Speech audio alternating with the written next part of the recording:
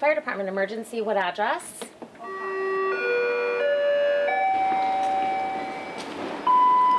Surrey Tower 1 for a container fire, 8767 132 Street.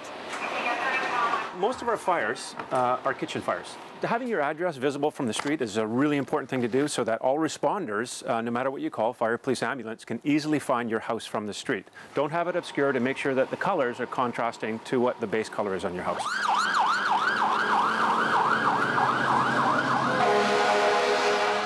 Well, early on this Sunday morning, around 5, I was woken by the smell of a popping sound and the smell of burning plastic. So I phoned 911, and my neighbor was on the phone with them at the time. And so we hung up and proceeded to leave, thinking we'd be back in a couple hours, not expecting to be back in a couple years.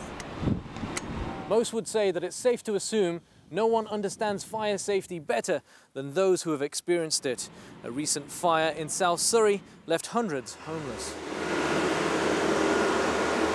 So you had to run out. Basically, you got told to run out. I mean, I left with my flip-flops, a sweater, and my nightie.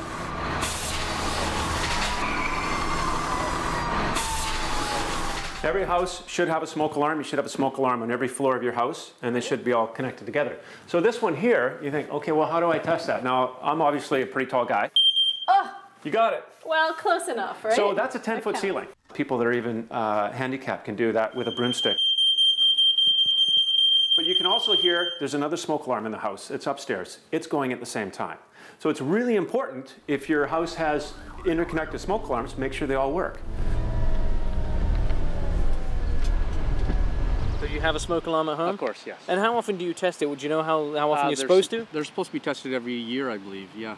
And replaced, batteries replaced every year. There we go. Can I open it up? And it doesn't open up, it doesn't do anything. In houses, all like heating appliances, like gas furnaces and that, use natural gas and they emit carbon monoxide. When they're functioning well, the carbon monoxide goes up the flue and is not a problem.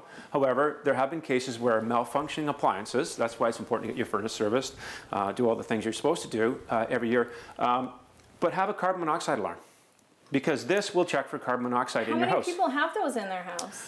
I don't know the number offhand of how many people have carbon monoxide. It's not very common. I don't remember having one of those. No, it's not very common at all. You know, for most fires, I mean, I wouldn't think it's a big thing anymore, because I think we're getting healthier and that sort of thing, but smoking is still a problem. Smoking is still a problem. Yeah, absolutely. Smoking is still a problem.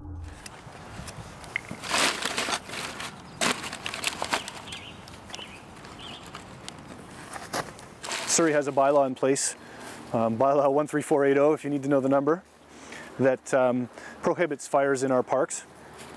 And in terms of numbers of fires, we find them from time to time in our forested areas where maybe somebody's flicked a cigarette butt, or could be that there's an urban camper in the forest for a short period and they've lit a small fire. I can't believe that the stats, you know, like all but 4 started by humans. It's interesting to me how they find out. Yeah. Well, I mean, yeah, because you've got to backtrack and see where it started and then find out what it is. And they're saying a lot of it has to do, I mean, obviously in the summertime, people start campfires, that sort of thing, but cigarettes. Cigarette butts. Cigarette butts are the big one. Butt it out. Cigarettes is the main start. Yeah. Cigarettes, right? What do you guys think? What should we do about that? Vape. Well, I don't think people should quit smoking. They should just be more mindful and more careful of what they're doing. And not throw their cigarette butts outside when they're done with them, when they're driving or whatever. They should put them out. We look for those places where we know that people are having those fire risk behaviors, which is maybe it's a place where people hang out and smoke, or maybe it's a place where there's been a campfire in the past.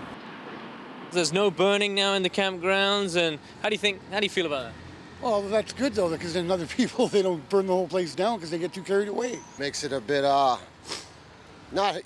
for the kids. You can't roast marshmallows, hot dogs. You know, the things you like to do when we're camping, but, you know, that's the law, and if you want to go camping, we have to abide by it.